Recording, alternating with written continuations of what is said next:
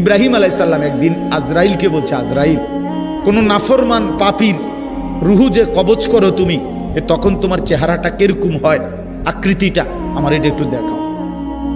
হযরত ইব্রাহিম আলাইহিস সালামকে আজরাইল বলছে, আল্লাহর কসম হে নবী, আপনি সহ্য করতে পারতেন না, আপনি এটা দেখতে চাইেন না। ইব্রাহিম আলাইহিস সালাম বললেন, না, আমার একটু হলেও দেখাও। তো আজরাইল এই বিভৎস আকৃতি, মানে নাফরমানের জান কবজ করার সময় উনার যে চেহারার আকৃতি হয়, এই চেহারাটা ধরে ইব্রাহিম আলাইহিস সালামকে দেখাইলেন। বিশ্বাস করেন, এই কিতাবে আছে, ইমাম কুরতুবীর কিতাব, ইব্রাহিম আলাইহিস সালাম একটা চিৎকার মাইরা বেহুশ হয়ে গেছে।